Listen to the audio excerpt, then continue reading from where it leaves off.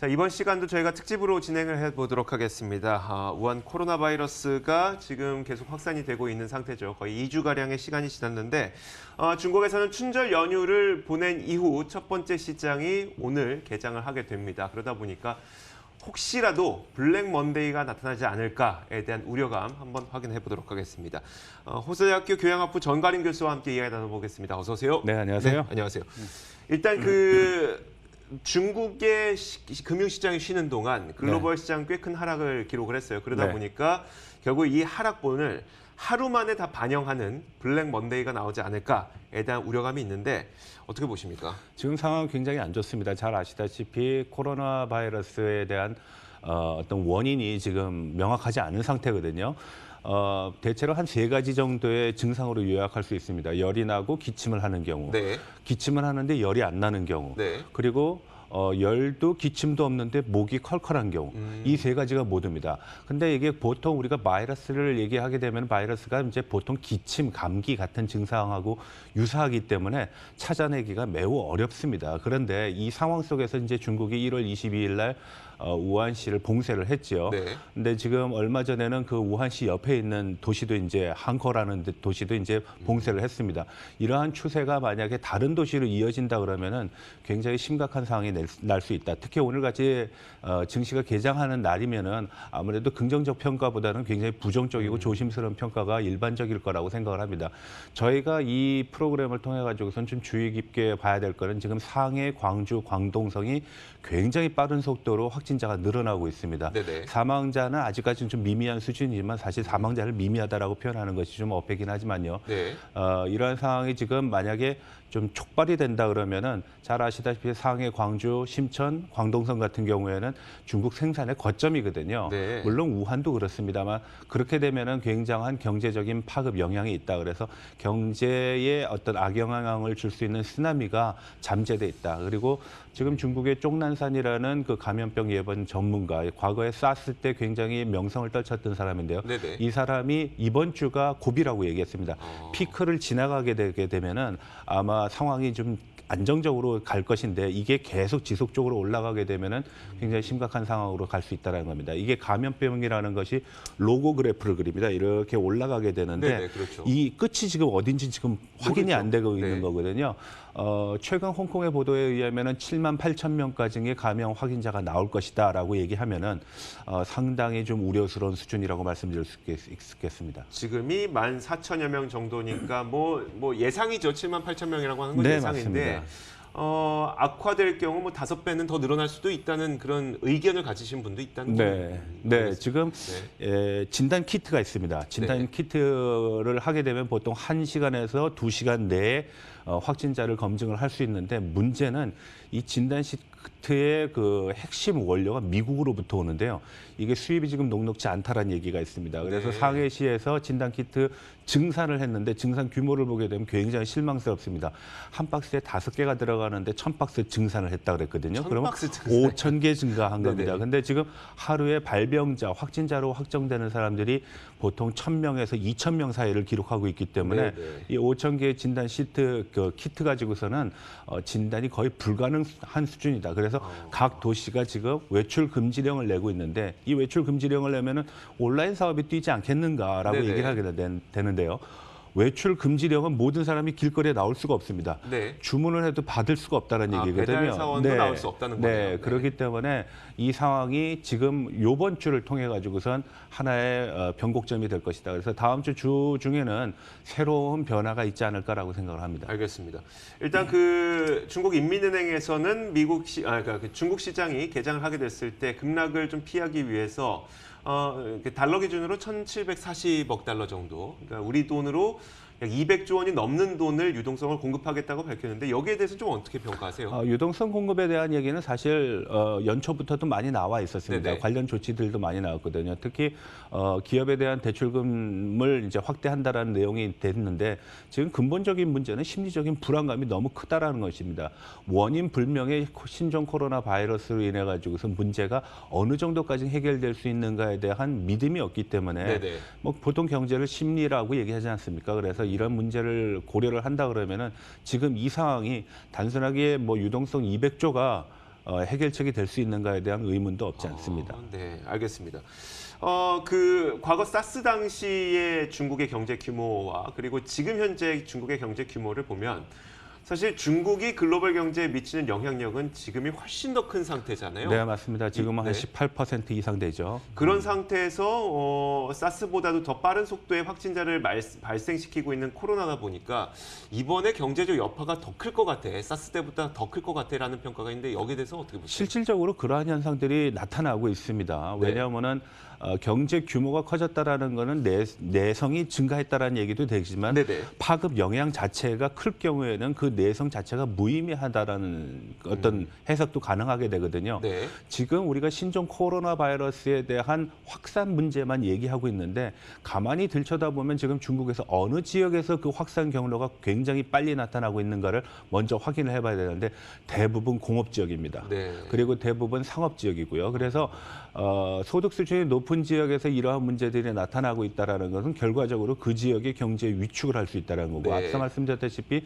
경제적인 불안감도가 너무 높기 때문에 아웃브레이크와 같은 그 감염병 대유행이 이제 우려되는 것이고요. 네. 그리고 시청자 여러분들은 한 가지 더 좀 감안을 해야 될 내용이 있는데요. 네. 상해, 심천, 광주가 자칫 봉쇄령에 들어가게 된다 그러면 이건 가정입니다. 네네. 그렇게 되면은 중국 경제는 적어도 1, 4분기에는 별다른 희망이 없다라고도 볼 수 있습니다. 근데 애석하게도 이 지역의 감염병 환자들이 굉장히 급속한 속도로 늘어나고 있습니다. 관련된 자료 같은 거를 보게 되면 중국 국가건강위생국의 위생위원회에서 발표하는 지도가 있습니다. 그 네네. 색깔별로 표현을 했는데요. 북쪽은 좀 옅어요. 근데 중남부 지역이 굉장히 붉은색으로 나타나고 있다는 거는 사태가 심각하다는 건데 2월 9일이 되면은 모든 노동자들이 회사로 가게 되거든요. 다시 일자리로 돌아가죠. 예, 일자리로 돌아가게 되면은 제2의 확산 경로가 재현될 수 있기 때문에 이런 문제가 사실 굉장히 심각하다라고 얘기할 수 있는 겁니다. 알겠습니다. 소득 수준이 높은 지역들의 경제가 멈출 가능성에 대해서 우려를 하고 계시는 건데요. 네. 사실 그 미중 1단계 무역 협상으로 어느 정도 시진핑 국가주석은 리더십을 회복하나 싶었습니다. 그런데 네. 여기에서 또 난관에 봉착하게 되는 거죠. 안 그래도 양회까지 좀 앞두고 있다 보니까 네. 시진핑의 리더십에 큰 훼손이 있지 않을까. 사실 이것도 글로벌 정세에 좀 불안감을 형성할 수 있었어요. 제가 이 프로그램을 통해 가지고 여러 번 말씀드린 바가 있습니다. 이번에 시진핑 정부의 어떤 지도력 같은 거에 대해서 아마 외부적인 몇몇 그 보도는 굉장히 긍정적으로 평가하는 것 같은데 사실 긍정적이지 않습니다. 1차 협의안이 87페이지 정도의 분량이 되게 되는데요, 중문으로. 네. 그 내용을 보게 되면은 중국이 이행해야 할 의무 사항이 더 많지 미국이 지켜야 될 사항이 강조된 거는 거의 없다고 보시면 됩니다. 근데 지금 이 상황에서 중국은 총력을 유동성 확보 그리고 신종 코로나 바이러스 대책에 사용하고 있기 때문에 2천억 달러를 2년 동안에 상당히 많은 거를 수입을 미국으로부터 해야 되는데 과연 그 여력이 있는가. 그래서 다보스 포럼에서 트럼프 미국 대통령이 만약에 1차 협의안의 내용이 이행되지 않을 경우 모든 협의안을 우리가 처음부터 다시 검토한다. 없던 걸로 한다라고 네네. 일종의 협박 같은 걸 한 것이죠. 만약에 이런 것이 실제로 작용하게 된다 그러면은 중국의 뭐 입장도 굉장히 곤란하겠지만 시진핑 정부의 지금 어떤 위상도 급락할 수 있는 그런 가능성이 있습니다. 그래서 시진핑 정부가 이번 신종 코로나 바이러스를 마치 전쟁, 악마와의 전쟁으로 표현한 이유도 바로 거기에 있다라고 보시면 되겠습니다. 시진핑 국가주석이 우리나라도 방문하기로 했었고요. 사실 3월에는 그 중요한 이 1년의 가장 중요한 정치 행사인 양회도 예정돼 있지 않습니까? 네, 그렇습니다. 이 두 가지 일정 모두 다 지금 차질을 빚을 가능성이 좀 점쳐지고 있는. 네, 뭐 보통 양회를 하게 되면은 지방 정부에서 먼저 양회를 하게 됩니다. 인민 대표자 대회하고 그렇죠. 정치 협상 회의를 하게 되는데 일단 지방의 그 양회는 완료된 상태라고 보시면 됩니다. 네네. 이제는 2월 말에서 3월 초까지 수도 베이징에서 이루어질 양회를 준비하는 기간인데요.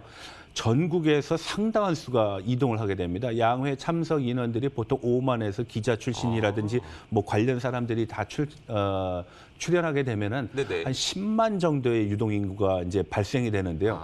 과연 이러한 것이 정치 지도자들한테 어떠한 압박이 될 수 있는가? 그래서 지금 양회가 연기될 수 있는 가능성에 대해서도 우리가 좀 고려를 해야 된다는 것이고요. 그리고 시진핑의 방안을 지금 많이 얘기를 하고 계시는데 네네. 방안 전에 1번 방안을 우리가 먼저 고려를 해야 됩니다. 뭐 일본에서는 그 벚꽃이 피는 계절, 그래서 네네. 4월 초 정도로 예상을 하고 있는데 일본을 방문하지 않으면 한국 방문도 없다고 보시면 됩니다. 그렇지만 지금과 같은 상황에서 한국을 방문한다라는 건 시진핑의 어떤 지도력의 위상을 봤을 때는 굉장히 모험 부담이 크다. 그래서 당분간 상반기에는 이루어질 가능성이 저는 크지 않다라고 봅니다. 만약에 신종 코로나 바이러스가 뭐 종식이 된다면 문제가 안 되겠지만 네. 이게 신종 코로나 바이러스는 지금 잘 아시다시피 계속 연장이 되고 있습니다. 연휴 기간을 30일에서 2일로 연장을 했고 2일에서 다시 9일로 연장을 했거든요. 네네.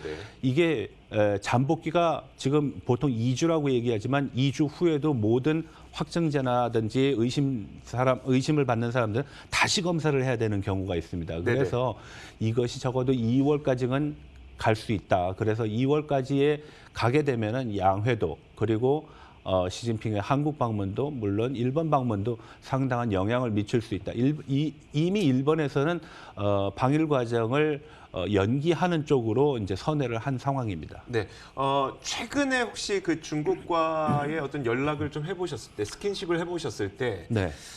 이 코로나에 대한 그 분위기를 어떻게 전하고 계시던가요? 중국 현지에서는요? 코로나 분위기가 굉장히 좀 심각합니다. 이게 왜 심각하냐 하면은 기존의 사스하고 메르스하고 다른 이유가 메르스는 중동에서 왔는데 중국에는 큰 영향을 미치지 않았거든요. 네네. 사스는 중국에서 발병을 했지만 확진 속도가 그다지 크지 않았습니다. 그랬죠. 4개월에 걸쳐 가지고선 한 800여 명이 사망을 했는데요. 지금 우리가 보도를 보게 되면은 12월 1일 날 첫 환자가 발생한 걸 기준으로 했을 때는 2달이 지났는데 이미 사스의 절반 수준에 왔다라는 거죠고요. 네네. 그리고 확진자는 사스보다 훨씬 많습니다. 제가 며칠 전에도 그 질병감염본부와의 어떤 인사들과 접촉을 했는데요. 네네. 굉장히 심각한 상황입니다. 우리 국내적으로도 굉장히 심각한 상황인데 이건 뭐냐면은 예상 범위 내에 있는 사람들에 대한 통제가 지금 불가능하기 때문에 중국은 그러한 조건에 의해 가지고서 어떤 정책을 시행했냐? 도시 봉쇄, 외출 금지령을 했습니다. 네네.